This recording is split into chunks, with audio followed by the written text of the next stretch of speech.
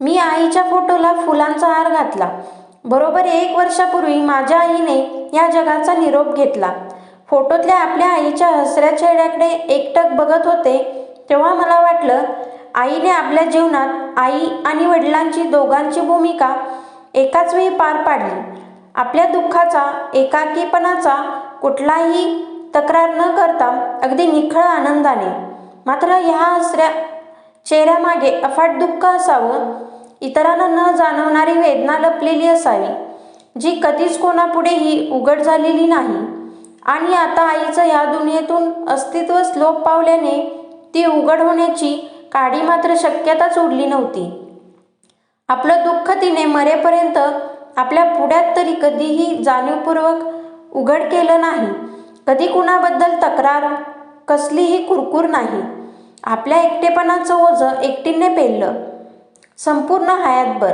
मला वाटत होतं तिने निदान आपल्याजवळ तरी स्वतःला व्यक्त करायला हवे होते. आपण कुणी त्रयस्थ व्यक्ती नव्हतो, पण स्वभाव असतो एखाद्याचा. ते काहीही असलं तरी आपल्या संगोपनात तिच्याकडून तुसभरही कसूर झाली नाही. एवढ्या मोठ्या शहरात वडिलांच्या माघारी आईने एकटीने मला वाढवलं, उच्च शिक्षण दिलं, समर्थपणे घर चालवलं. वडिलांना मी पाहिलं नव्हतं, मात्र मनात मी आपल्या वडिलांची असंख्य चित्रे रंगवली होती. त्यांच्यासोबत प्रेमळ संवादाचे अनेक प्रसंग रचले होते. वास्तव कल्पनेपेक्षा दूर असले तरी रचित कल्पनेने माझ्या बालमनाला विलक्षण समाधान लाभत होते. लहानपणी मला खूप प्रश्न पडत होते. एवढ्या मोठ्या जगात आपण आणि आई दोघीच कशा बरे एकट्या आहोत? सगळ्यांना सगळे नातेवाईक असतात, मग आई आणि मलाच का बरं नसावेत? आपलं म्हणावं असं कुणीच का नसावं दोघींना? ह्या काचं उत्तर मला काही केल्यास सापडत नव्हतं. फक्त स्वतःलाच प्रश्न विचारून पुष्कळ झगडत होते मी स्वतःशीच. उत्तर न सापडल्याने आपलं डोकं प्रश्नांनी बनबनून गेल्यावर माझे प्रश्न आपल्या आईला विचारून मी आईचा जीव भांडावून सोडत होते, अगदी आई जिवंत होती तोपर्यंत. आपल्याला कुणीच कसे सगळे सोयरे नाहीत, आपलं गाव नाही असं कुठे असते का? आपल्या गावाचं नाव तरी सांग ना ग आई. मग त्यावर माझ्या आईची ठरलेली नेहमीची उत्तरं. काय करायचंय तुला सगळं जाणून घेऊन? हे न जाणता तुला काही कमी पडलंय का आत्तापर्यंत? ह्या जगात खूप सारे जीव अनाथ म्हणून जगतात. तुला आईची माया, प्रेम सगळं मिळतंय, ते सुद्धा काहींच्या नशिबी नसतं. सतत आपलं गाव, आपली माणसं करत बसू नकोस. कुणीही नाही आपलं. मग मी एकदम चिडून आईला म्हणायची, तुझं हे तत्वज्ञान माझ्या बिलकुल पचनी पडत नाही. माथ्यावरचे केस पिकले की अक्कल परिपक्व होते असे काही नाही. मात्र मनाच्या चोरकप्प्यात दडवून ठेवलेल्या तिरस्कार, द्वेष मात्र पिकलेल्या केसांसोबत परिपक्व होत जातो हेच खरं. एवढा अट्टास का? मला तर वाटते हा अट्टाहास नसून दुराग्रह आहे तुझा. माझे हे असे काटेरी बोल आईच्या जीवाला लागत होते. तिचे डोळे ओलावा धरत होते. हे असं आडून लपून का वागतेस ग आई? ह्या अज्ञातवासाचं कारण तरी काय? सगळं खुलेपणानं का सांगून घेत नाही?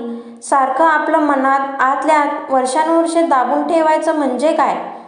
त्रास होत नाही का तुला त्याचा? कधी कधी ती पण गरज असते. एखाद्या गोष्टीला अनेक बाजू असतात, माणसाला सुद्धा. आई जाडवलेल्या स्वरात उत्तर द्यायची. मी आईपुढे हार मानत असे. मला तर त्याची एव्हाना सवय झालेली. एकदा मात्र मी आईपुढे हट्टच धरला. मला आपल्या मूळ गावाचं नाव कळायलाच हवं म्हणून. महाराष्ट्र आणि गुजरात सीमेवर आहे आपलं लहानसं गाव. गावाचं नाव न सांगताच यापुढे गावाविषयी काहीही विचारायचं नाही अशी तंबी देत आईने मला गावाविषयी अंधुक माहिती दिली. गावाचं नाव, सगळे सोयऱ्यांची ओळख जरी आईने लपवली असली तरी थोडाफार आपला पूर्वेतिहास मरण्याआधी मला सांगितला होता. मी आईच्या पोटात असतानाच तिचे वडील वारले. पुढे पांढऱ्या पायाची म्हणून घरच्यांनी माझ्या आईची घरातून हकालपट्टी केली. खरं तर नातेवाईकांना संपत्तीमध्ये हिस्सेदार नको होता, हेच तिच्या हक्कलपट्टीचं मुख्य कारण होतं आणि ते सरळ सरळ उघड होतं. मात्र त्यांच्याशी न झगडता माझ्या आईने घराला आणि गावाला अखेरचा दंडवत घातला. पुढे तिने गावाचं नाव कायमचंच टाकलं. माझ्या आईचा गळा गोड होता, वाणी मधुर होती. गावाला रामराम ठोकल्यावर शहरातल्या मध्यवर्ती ठिकाणी असलेल्या मंदिराचा आसरा घेत ती देवाची भजन गाणी आपल्या रसाळ स्वरात म्हणत असे. एकदा मंदिरात भजन गात असताना माझ्या आईला देणगी लाभलेला आवाज कानावर पडून प्रभावित झालेल्या प्रफुल्लकुमार सारख्या देवमाणसाने आईला एका सेवाभावी संस्थेत दाखल करत पुढे चित्रपटात कोरस म्हणून गायची संधी उपलब्ध करून दिली. प्रफुल्लकुमार संगीताच्या दुनियेतला कॅसेट किंग होता. त्याची संगीत कंपनी त्या काळी मोठ्या जोमात होती. त्याची पत्नीसुद्धा उत्तम गायिका होती. तिच्या जोडीने माझ्या आईने बरीच भक्तिगीते, भावगीते, भजने गायली. कृष्णाची भजन माझी आई आवडीने गायची, म्हणून आवाजाच्या दुनियेत तिला राधादेवी नावाने ओळखले जायचे. माझे उत्तम संगोपन करत आपल्या मोडक्या संसाराच्या रथाची दोरी एका हाती घेत रस्ता सोडून भरधाव धावणाऱ्या मायालेकींच्या आयुष्याच्या रथाला योग्य वळणावर आणण्यासाठी माझ्या आईने अपार कष्ट केले. कृष्णाचं भजन गात बसलेल्या आईला बिलगत मी नेहमी म्हणत असे, आई, मला का शिकवत नाहीस ग तुझ्यासारखं गायला? किती गोड गातेस तू. माझ्या या प्रश्नाने आई अस्वस्थ होत असे. मात्र एकदा माझ्या आईने न राहून रियाज मध्येच थांबवत तिथून उठून जात चिडून म्हणाली, पुन्हा नाव काढायचं नाही घरात गाण्याचं. गाण्याव्यतिरिक्त शिकण्यासारख्या बऱ्याच गोष्टी आहेत या जगात. आई उठून बाहेर गेली. अस्वस्थपणे गॅलरीत काहीतरी एकाग्रपणे पाहत होती. मी आईच्या जवळ गेली. आई चमकली, पण बोलली काहीच नाही. मी आईला मिठी मारली. आई रडत होती. का एकटीच? कशा करता? मी खूप विचारलं, पण आई काहीच सांगायला तयार होईना. त्या दिवशी मी आपल्या आईची आई झाली होती. मी मायेने तिच्या हातावर थोपटले. अचानक आईचे डोळे भरून आले. स्वर कापरा झाला आणि म्हणाली, ह्या गोड गळ्याने घात केला माझा. सत्यानाश झाला माझ्या उभ्या आयुष्याचा. बस. त्या प्रसंगानंतर मी आईसमोर पुन्हा गाणं शिकवण्याचं नाव काढलं नाही. तिच्याशी त्या विषयावर बोलायचं धाडस झालं नाही. तो विषय नकोच काढायला, एवढंच मला वाटलं. मी खरं तर त्या प्रसंगानंतर गोंधळून गेले होते. तिथूनच पुढे माझ्या डोक्यात प्रश्नांचे काहूर माजले. का म्हणाली असेल असं आई? स्वर्गीय देणगी म्हणून तिचा आवाज नावाजला जात होता. त्याने तिचा घात केला. घात झाला म्हणजे नक्की काय घडलं असेल तिच्या आयुष्यात? ज्या गाण्याने आपण आज संपन्न आयुष्य जगतोय, त्या गाण्याने कसा बरं तिचा घात केला असेल? मी दीर्घ श्वास घेतला. आईचा भूतकाळ नक्की कसा होता हे जाणून घ्यायला हवं का सगळं?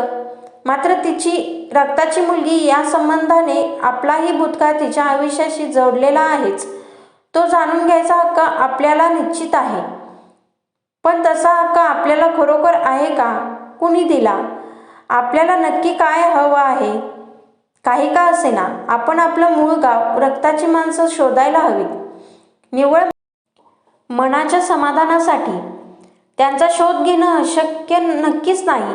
ते काही परग्रहावर राहत नाहीत.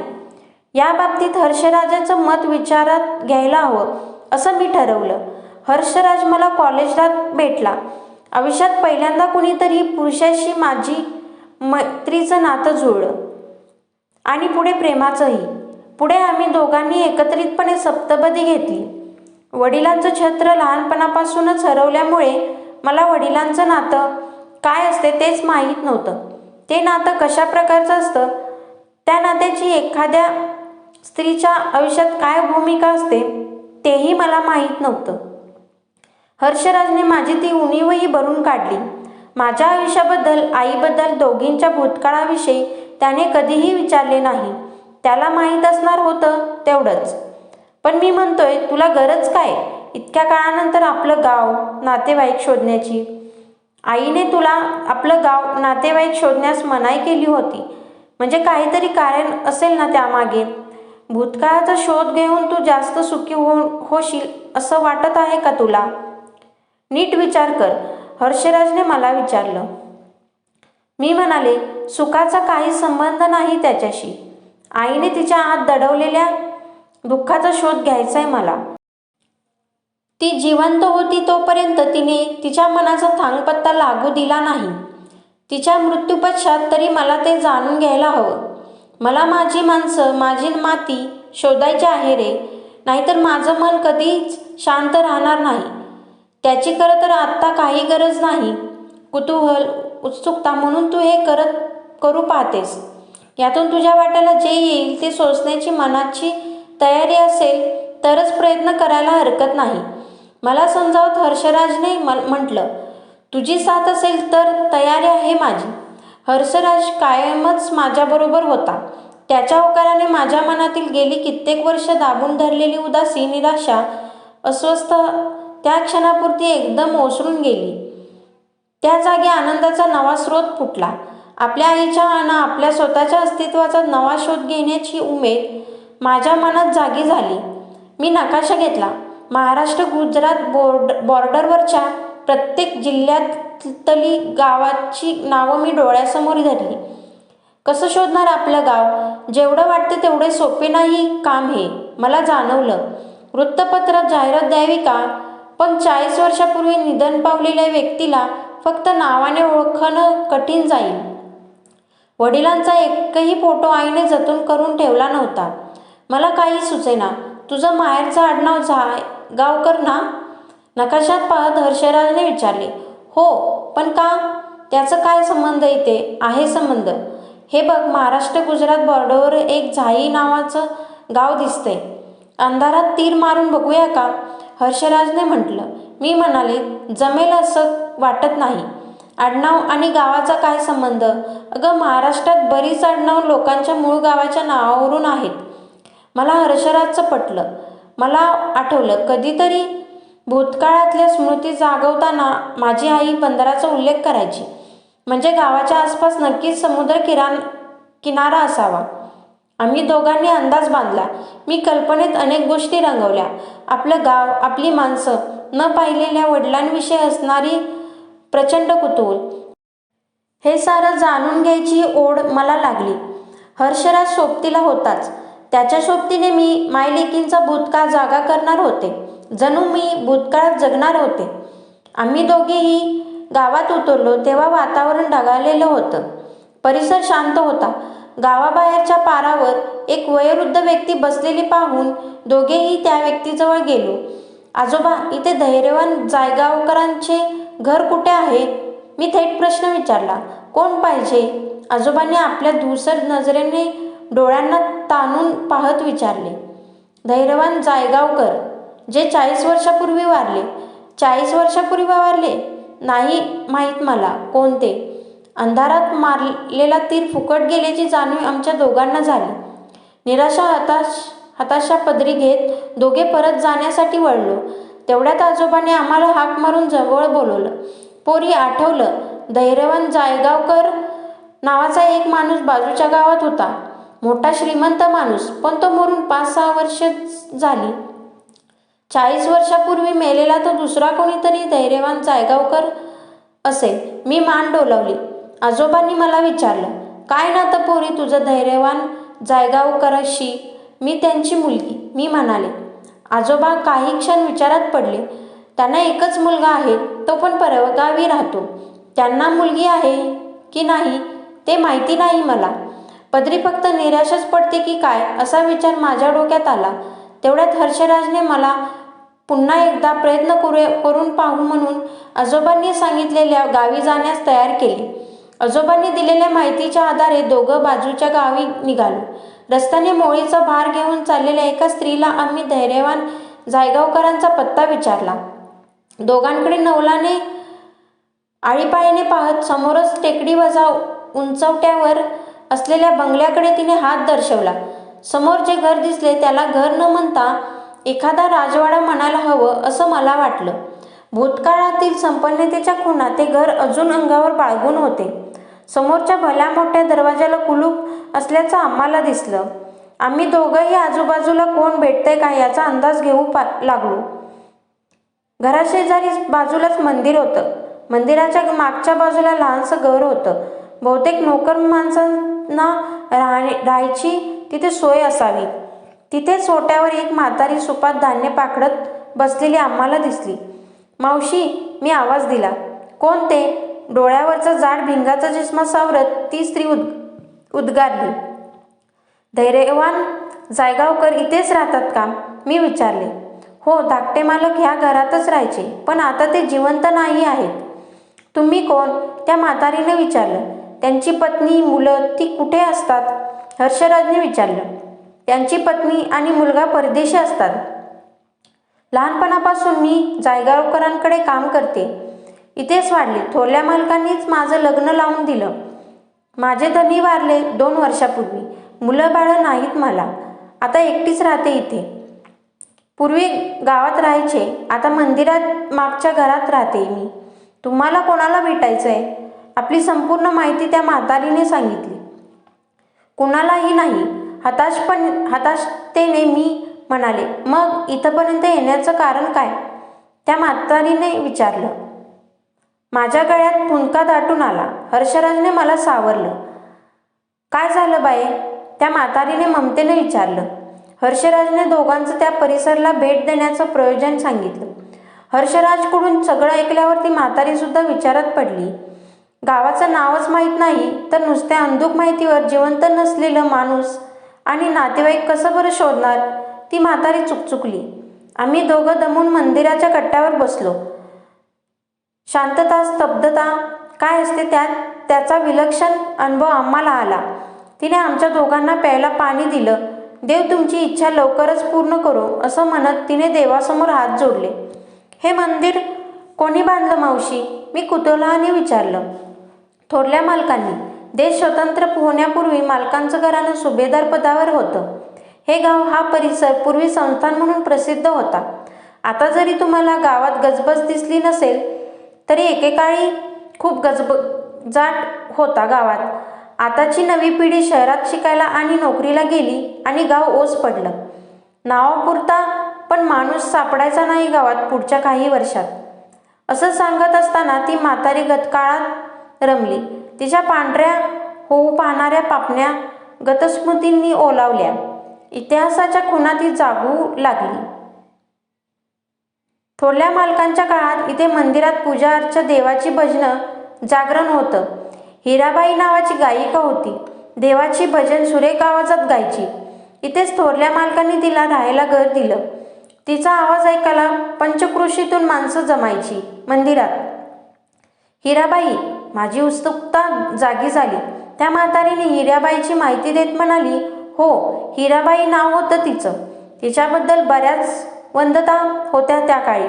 कुणी म्हणे हिराबाई मूळची मथुरेची, वृंदावनात राहणारी विधवा होती, तर कुणी म्हणे कानपूरच्या एका कोठ्यावर शौकीनांसाठी ती आपली गायची कला सादर करायची. कुणाला खरं तर तिच्याबद्दल खरं काहीच माहिती नव्हतं. ती कोण होती, कुठली होती, काहीच पत्ता नाही. मग ती इथे कशी आली? हर्षराजने उत्सुकतेने विचारलं. थोरल्या मालकांनी आणलं हिराबाईला इथे, आपलं अंगवस्त्र म्हणून. बडोद्याला गेले होते तेव्हा त्यांना तिथे भेटली हिराबाई. पंचक्रोशीत खळबळ माजली. सुभेदारने नायकिनीला गावात आणून घरात ठेवली म्हणून. ती इथे आली आणि बंगल्यात वादळ आलं. थोरल्या मालकीनबाईंनी तिला घरात राहण्यास विरोध केला, पण सुभेदारांपुढे मालकीनबाईंचं काही एक चाललं नाही. त्यावेळी धाकटे मालक म्हणजे धैर्यवान जायगावकर लहान होते. तेही एकुलते एक होते. शेवटी घरात कलह नको म्हणून सुभेदारांनी हिराबाईला ते घर मंदिरापाठी बांधून दिलं राहिला. मंदिरापाठच्या घराच्या दिशेने हात करत म्हातारी म्हणाली. मी आणि हर्षराज दोघेही त्या म्हातारीच्या गतस्मृतीत तिच्यासोबत रंगून गेलो. हिराबाईला एक मुलगी होती. म्हातारी हळव्या स्वरात म्हणाली. मुलगी थोरल्या मालकांपासून झालेली का? मी कुतूहलाने विचारलं. ती म्हातारी म्हणाली, नाही. हिराबाई जेव्हा इथे आली तेव्हा तिच्यासोबत तिची 10-12 वर्षाची मुलगी होती तिच्यासोबत. पुढे काय झालं? नाव काय होतं तिच्या मुलीचं? म्हातारीच्या कथेत रंगत गेलेल्या दोघेही एकाच वेळी उद्गारलो. नीरा नाव होतं तिचं. म्हातारी म्हणाली. नीरा? मी स्वतःशीच पुटपुटले. आईसारखाच तिचा आवाजही अतिशय गोड होता. सुंदर सोज्वळ मुलगी होती. माझ्यापेक्षा लहान होती, पण आमची गट्टी जमायची. कृष्णाची भजनं अतिशय सुरेख गायची. दुर्दशा झाली बिचाऱ्या मायलेकींच्या आयुष्याची. म्हातारी हळूहळू लागली. हे ऐकून माझा श्वास वरखाली होऊ लागला. नीरा तर आपल्याही आईचं नाव होतं. राधादेवी हे तर तिच्या गाण्याच्या दुनियेत घेतलेलं नाव. ही म्हातारी हिराबाईच्या मुलीचं जसं वर्णन करते ते आपल्या आईच्या संदर्भात तंतोतंत जुळते. योगायोग असेल की अजून काही. मी चमकले.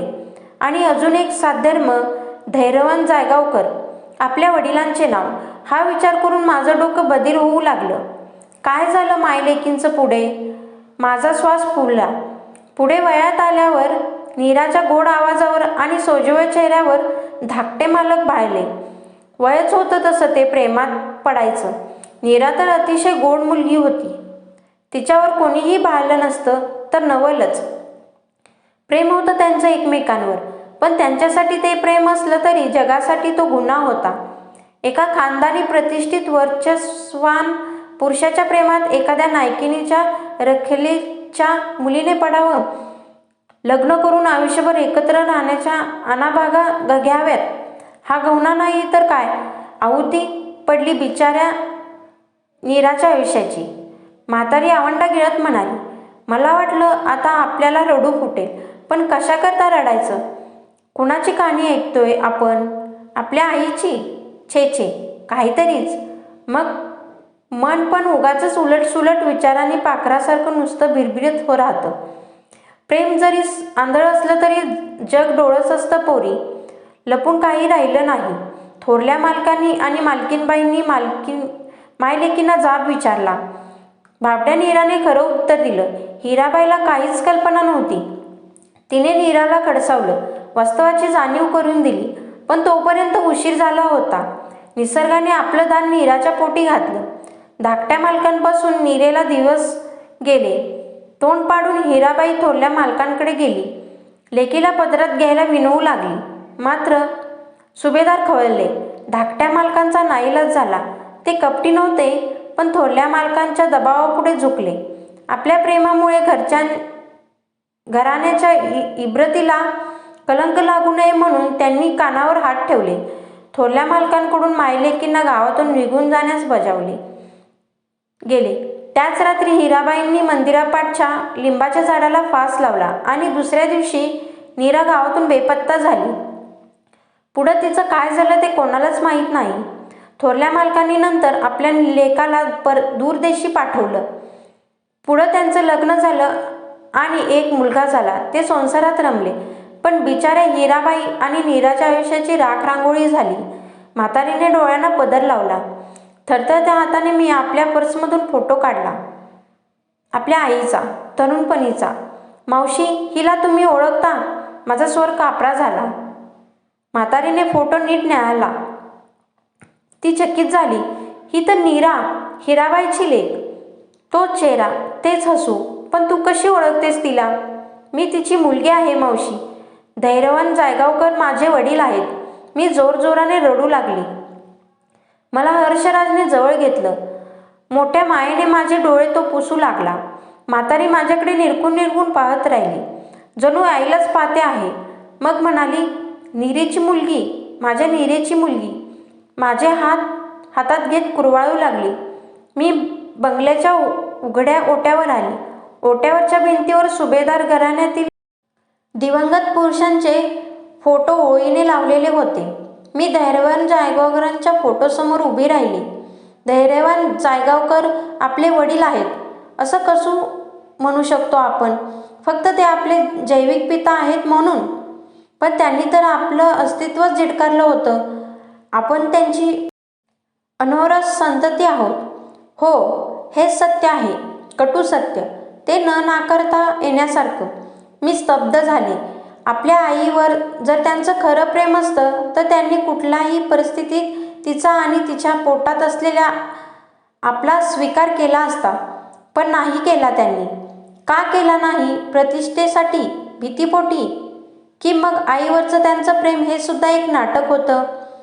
की होती फक्त वासना, क्षणभराचं आकर्षण? तसं असेल तर मग आईचंही चुकलं. ती सुद्धा तारुण्याच्या वासनेच्या प्रवाहात वाहत गेली. खोटं बोलली ती आपल्याशी. तिने आपल्याला खरं कधीच सांगितलं नाही. पण तिला तरी कसा दोष द्यायचा? काय अधिकार आपला? ती तरुण होती, बेभान झाली असेल प्रेमात. अजाणता एखाद्या क्षणी पाऊल वाकडं पडलं असेल. मात्र तिच्या प्रेमात सच्चेपणा होता. तिने पोटातल्या बाळाचं अस्तित्व नाकारलं नाही. आपल्या प्रेमाचं प्रतीक म्हणून तिने आपल्याला जन्म दिला असेल, कदाचित असेलही. पुढच्या आयुष्यात संयमाने, स्वाभिमानाने जगली ती. आपल्या कलेला, गाण्याला सन्मानाने वागवलं तिने. आई, आज तूही पाहायला जिवंत नाही, ते एका अर्थी चांगलंच म्हणावं असे वाटते मला. तुझ्या दुःखाचा, वेदनेचा मी घेतलेला शोध कदाचित तुला आवडला नसता. त्याने तुझं दुःख शतपटीने वाढलं असतं. माफ कर मला. अज्ञानात सुख असतं हेच खरं. किती अपेक्षा होत्या आपल्या भूतकाळाकडून. आपल्या आईचं अज्ञात दुःख जाणून घेत आपल्या माणसांना आपल्या मातीशी नवं नातं जोडायचं होतं. काय मिळालं आपल्याला? भूतकाळाचा हा विचित्रपट आपल्यासमोर उघड झाला. भाबड्या आशा होत्या आपल्याला. आपण, आपली आई, तिची आई, एक क्षुल्लक प्यादी आणि हे सुभेदार, हा समाज, हे राजा वजीर हत्ती, ते नेहमीच जिंकणार. मी संतापाने बेभान झाले. अंगणातला दगड उचलून घेत आपल्या वडिलांच्या, म्हणजे धैर्यवान जायगावकरांच्या फोटोसमोर आली. धैर्य फक्त तुमच्या नावात आहे, धैर्यवान जायगावकर. प्रत्यक्षात तुम्ही घाबरत पळपुटे आहात. त्यांच्या फोटोवर मारण्यासाठी मी दगड उगारला. मात्र क्षणात माझा हात माझ्याही नकळत खाली आला. मला आईचे बोल आठवले. एखाद्या गोष्टीला अनेक बाजू असतात, माणसाला सुद्धा बाजू असतात. मी खाली बसले. तुझं अस्तित्व माणसाने, समाजाने जरी नाकारलं तरी निसर्गाने ते नाकारलेलं नाही. कुणी आपल्याला नाकारलं म्हणजे आपल्यात काही कमीपणा आहे असं कधीच मानू नये. आपल्यात उणिवा शोधत बसू नये. मला हळूवार स्पर्श करत हर्षराज म्हणाला. मी स्फुंदू लागली. पुढे हर्षराज म्हणाला, तू मला कबूल केलं होतं की भूतकाळाचा शोध घेताना जे समोर येईल त्याला समोर जाईल म्हणून. आठवते ना तुला? हो, तुझी साथ असेल तर नक्कीच. डोळे कोरडे करत मी म्हणाले. मी कायमच तुझ्यासोबत आहे. मला जवळ घेत हर्षराज प्रेमाने म्हणाला. मी हसले मोकळेपणाने. बाहेर वातावरण ढगाळलेलं होतं. पावसाची चाहूल लागली. मी बंगलाच्या ओट्यावर बाहेर अंगणात आले. पावसाचे थेंब माझ्या अंगावर पडले. अगदी क्षण, 2 क्षण. मला वास झाला आपल्या आईचा, ती उभी असल्याचा, तिच्या सोबतीचा.